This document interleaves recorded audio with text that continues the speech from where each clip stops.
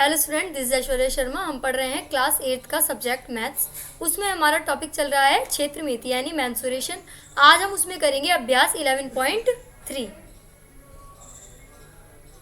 अब बात आती है ठोस आकार। ठोस आकार हमारे क्या है? समतल आकारों में लंबाई और चौड़ाई जैसे दो मापन होते हैं, लंबाई और चौड़ाई जैसे, और इसलिए इन्हें द्विविमीय आकार कहते हैं। क्या कहते हैं? द्विविमीय आकार। 2D कहते हैं इन्हें। जबकि ठोस आकारों के लंबाई, चौड़ाई और ऊंचाई या गहराई जैसे 3 मापन होते हैं यानी कि 3D, तो इसलिए इन आकारों को त्रिविमीय आकार कहते हैं। साथ ही एक ठोस वस्तु कुछ स्थान घेरती है। उदाहरण: घन, घनाभ, गोला, बेलन, शंकु, त्रिज्यखंड आदि त्रिविमीय आकृतियां हैं। 3D है ना ये, और 2D क्या है? हमारे रेक्टेंगल है। और हमारा क्या है 2D में? रेक्टेंगल है, स्क्वायर है, और हमारा क्या है यहाँ पे? सर्कल है।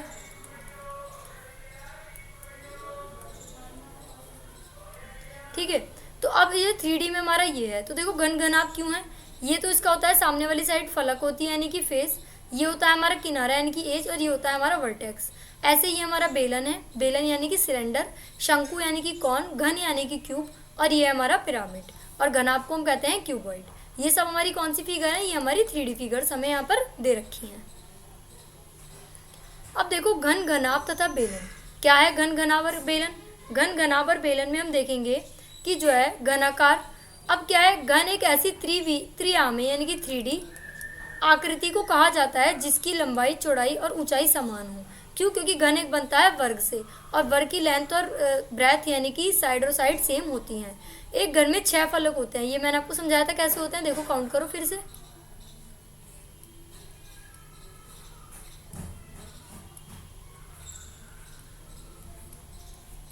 4 फेस तो ये हो गए, आगे सारे मिला के 1 2 3 4, और एक हो गया नीचे का, एक हो गया ऊपर का, यानी कि 6 फलक होते हैं।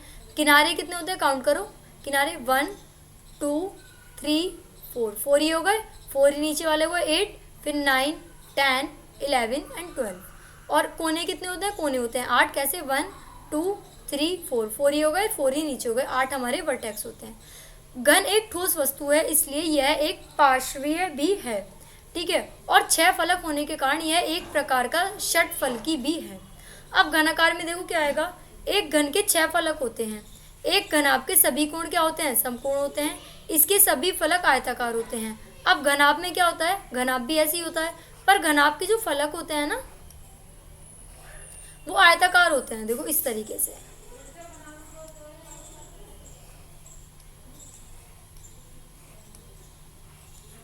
कैसे होते हैं ये? आयताकार। अब इसके फलक आयताकार होते हैं। सभी फलकों का आयताकार होने से तात्पर्य है कि हर फलक के जो 4 आयाम होते हैं उनमें एक युगल बराबर है, यानी कि एक पेयर बराबर है, दूसरा पेयर अपोजिट होता है। यानी कि लेंथ बराबर होती है लेंथ के, और ब्रेथ बराबर होती है ब्रेथ के, पर लेंथ और ब्रेथ जो होती है वो आपस में बराबर नहीं होती है। देखो बेलनाकार क्या होता है? बेलन तो हमने अच्छे से पढ़ा अभी।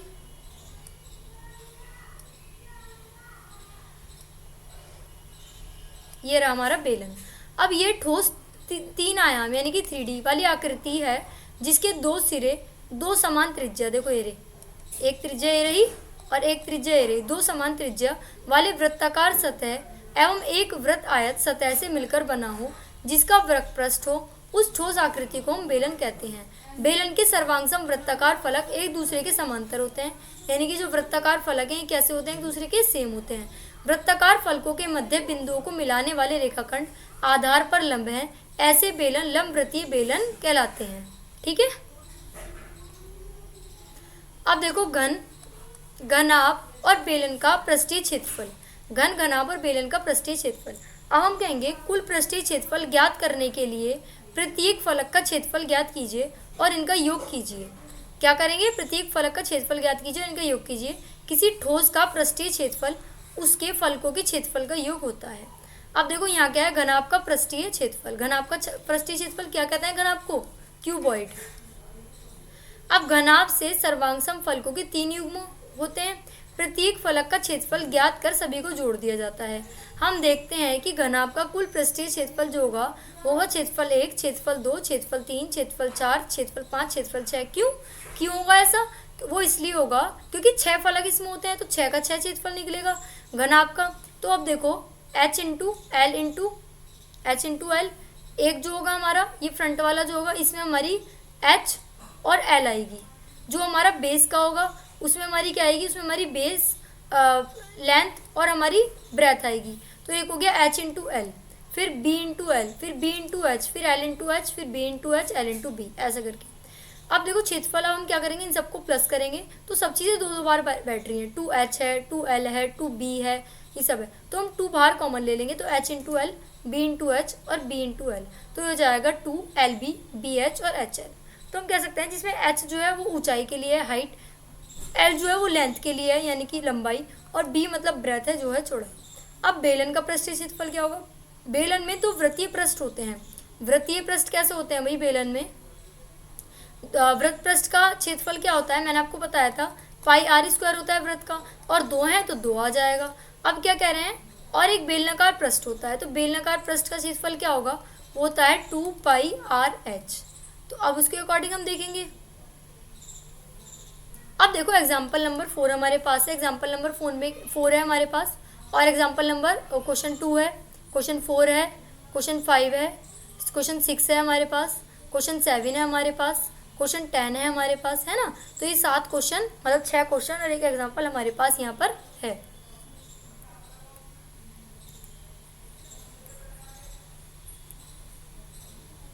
क्वेश्चन नंबर एग्जाम्पल नंबर 4, एक मछली घर घनाभ के आकार का है जिसके बाह्य माप 80 इंटू 30 इंटू 40 है।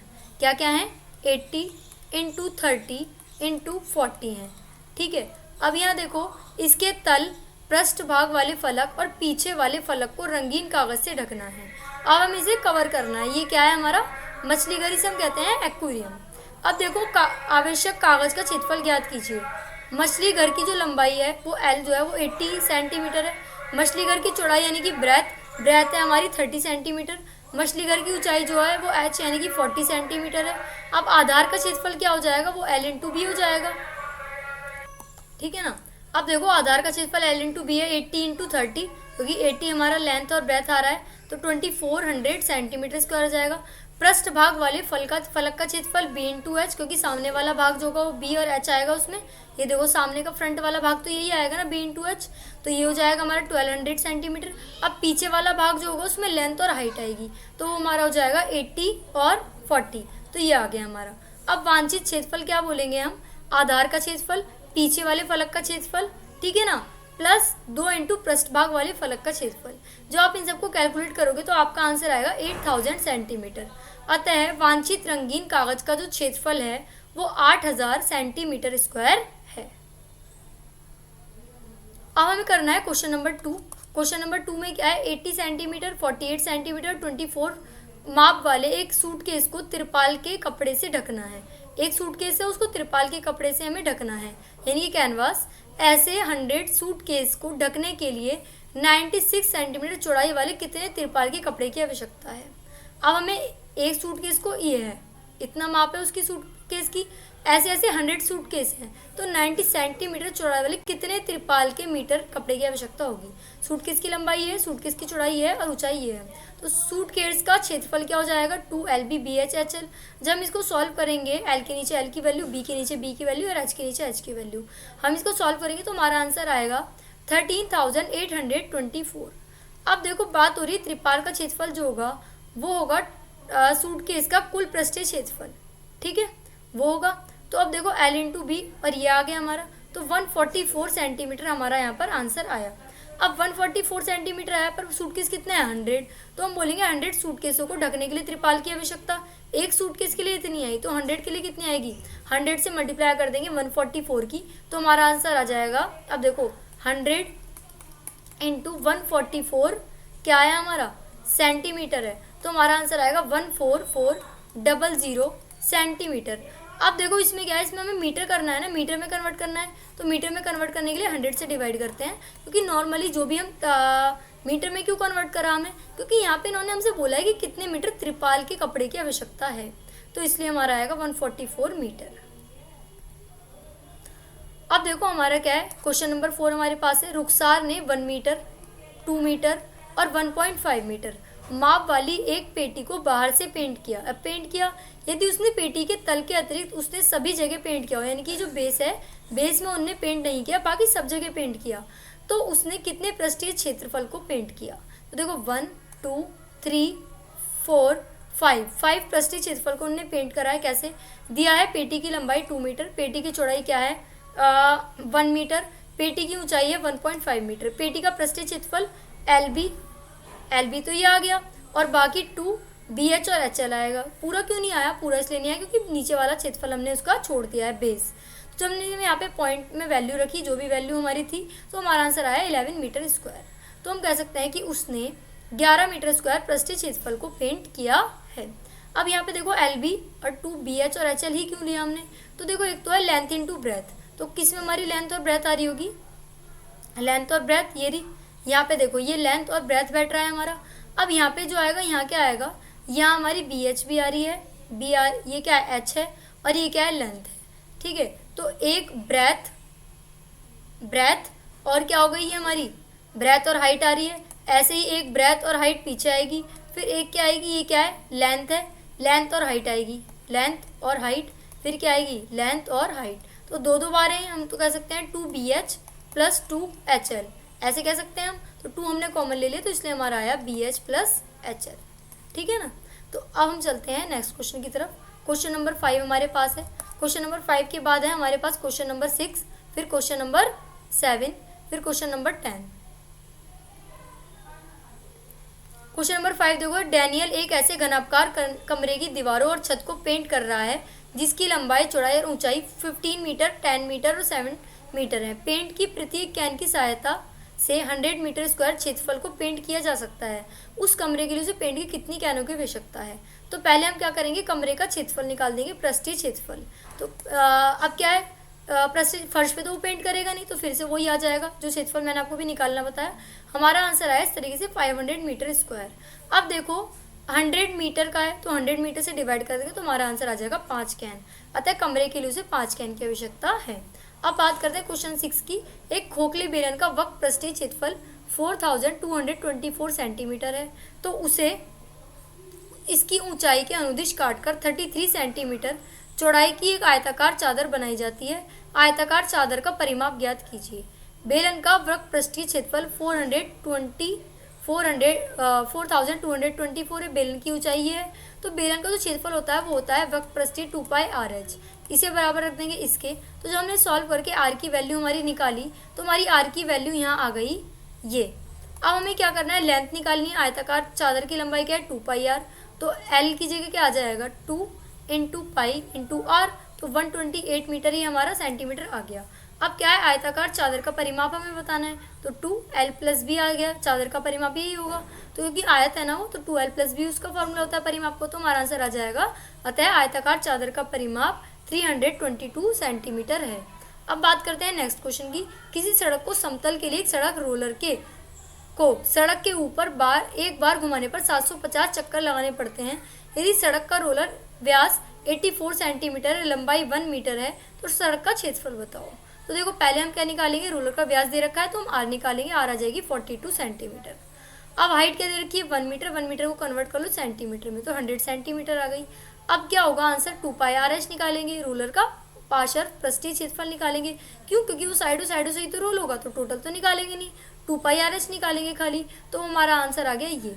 अब वो कह रहा है 750 टाइम्स उसे रोल होना है, तो 1 टाइम का ही आया, तो 750 निकालने के लिए 750 से मल्टीप्लाई कर दी, ये आ गया। अब इसको 100 इंटू 100 से डिवाइड करेंगे, क्योंकि मीटर स्क्वायर में कन्वर्ट करना है, तो हमने करा, तो हमारा आंसर आया ये। तो 1980 मीटर स्क्वायर हमारा आंसर यहाँ आ गया।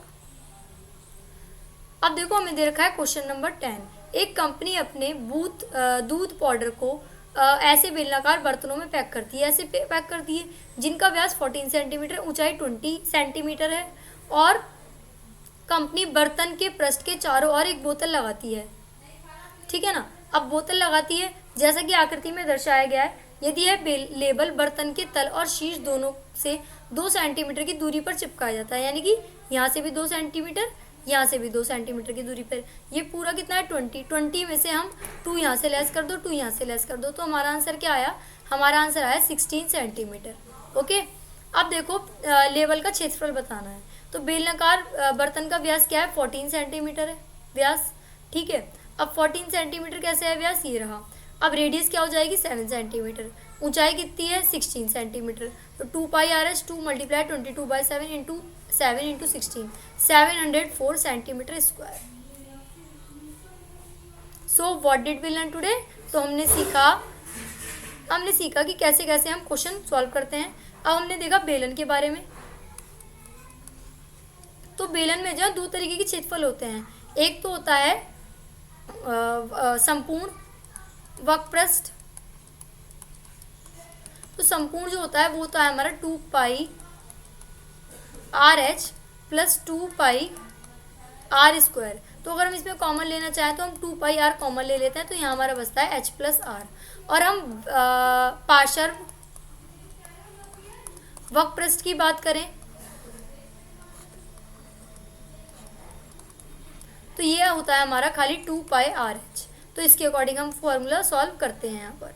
तो इस तरीके से हमने बेलन के क्वेश्चन करे और कुछ क्वेश्चन में हमने ये सारे फॉर्मूले अप्लाई करे। तो हम मिलते हैं नेक्स्ट क्लास में, तब तक के लिए थैंक यू।